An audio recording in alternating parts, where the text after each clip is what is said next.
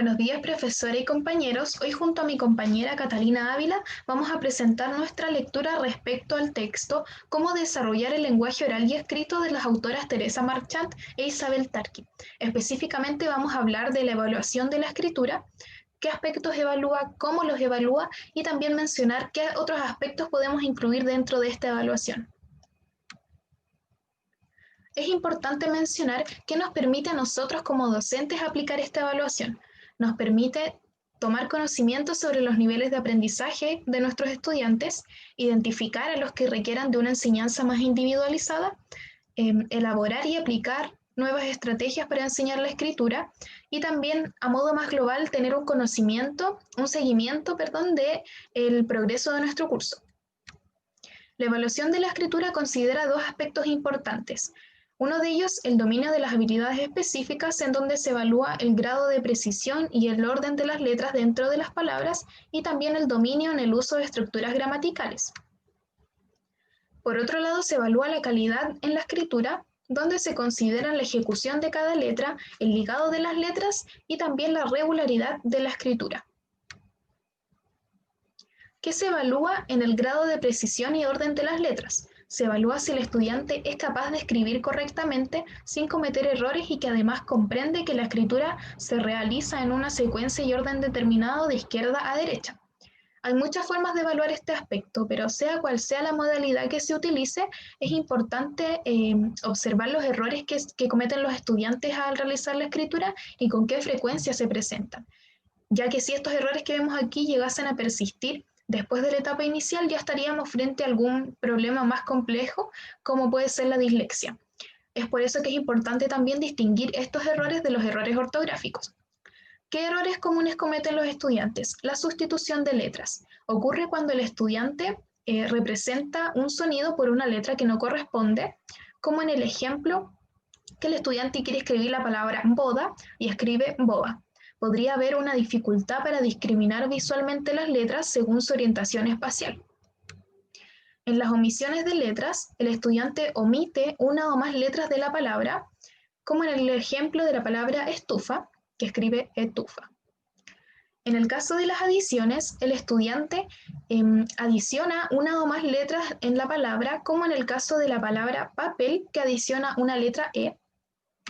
En las inversiones, el estudiante grafica todas las letras que componen la palabra, pero no respeta su orden, o bien invierte las sílabas que componen la palabra, como en el ejemplo de la palabra asno se escribe san, o en el ejemplo de la palabra casa, invierte las sílabas y escribe saca.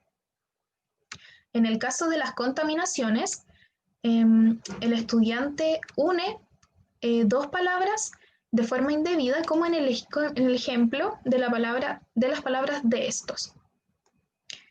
En las disociaciones, el estudiante divide una palabra en dos o más partes, como en el ejemplo de la palabra entonces.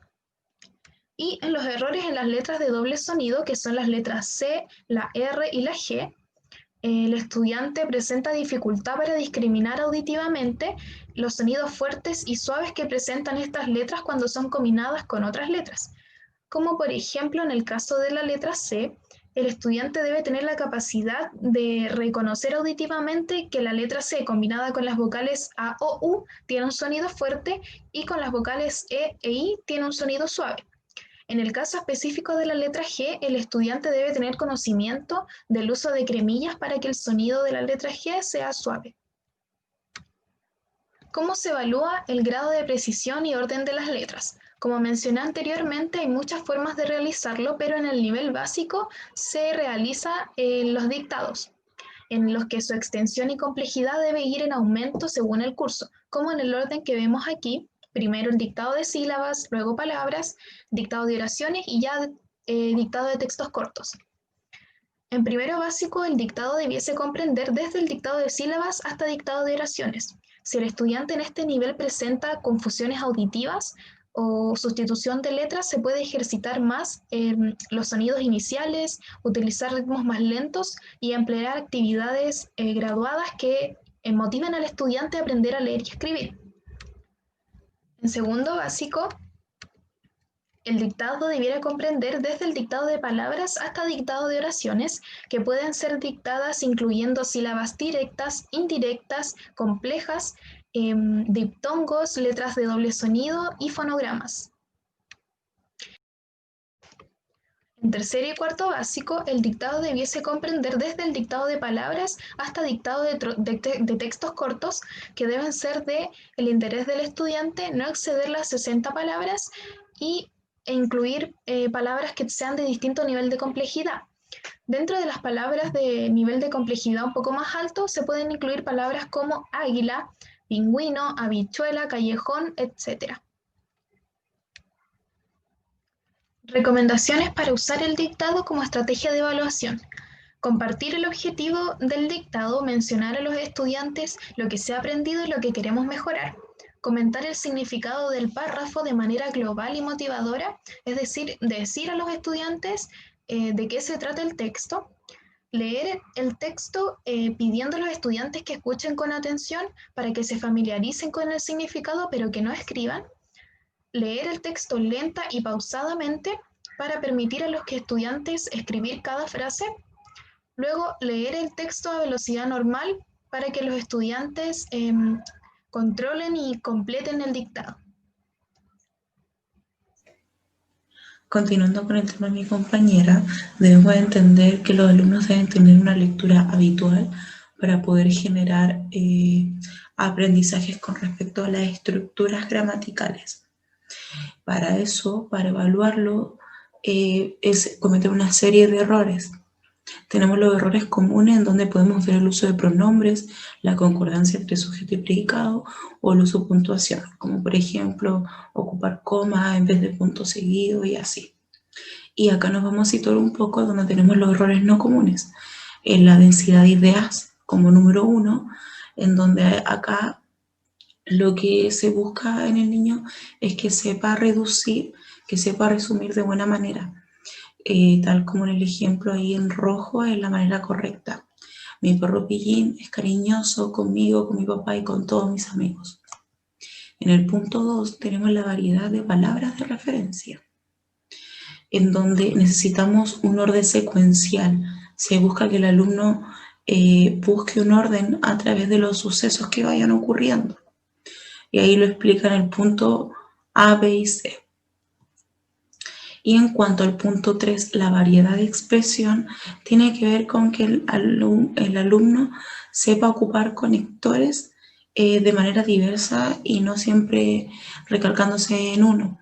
Como por ejemplo acá en este texto podemos ver que la palabra entonces se repite mucho cuando en realidad se pueden ocupar otras palabras e ir jugando con ellas.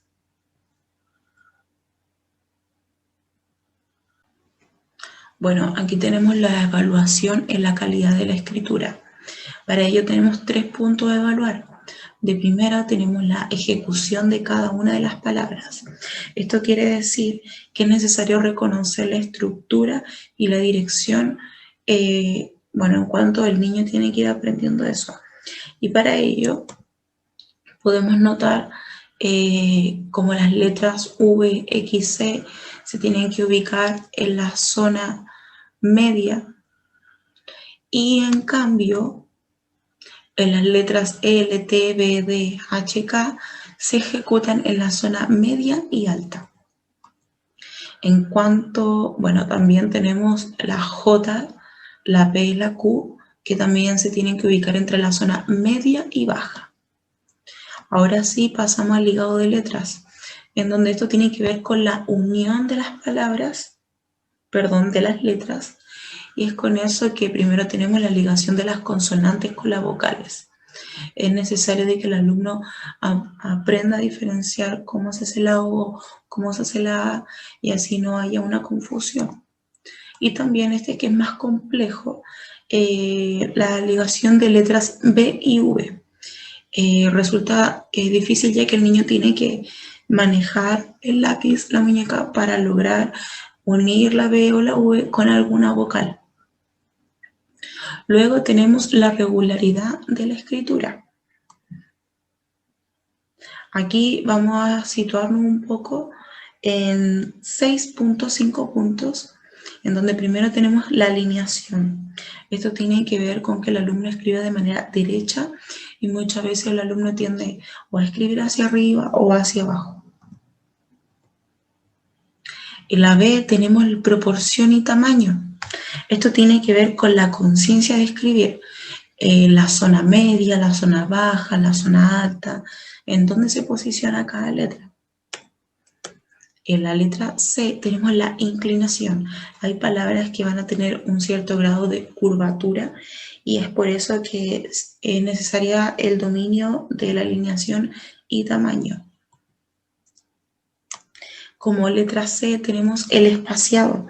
Es necesaria ver y observar el espacio que pueden generar entre letras, palabras o espacio entre mismas oraciones. También tenemos en la letra E, como por último, la diagramación. Esto tiene que ver con el margen, el punto, una estructura lógica. El alumno va a ir adoptando a través de la visión, va a ir viendo cómo se van armando estructuras lógicas con respecto a la escritura. ¿Cómo evaluar la calidad de la escritura? Esto se puede trabajar a través de dictado, de copia, y se empieza a trabajar en cuarto básico, ya cuando el alumno tiene una estructura de la escritura un poco más trabajada. Y aquí podemos evaluar 3 puntos: forma de letras, ligado de letras y regularidad de la escritura. En donde la forma de letras podemos ver, vamos a tocar 2 puntos, que son los trazos inferiores cortos.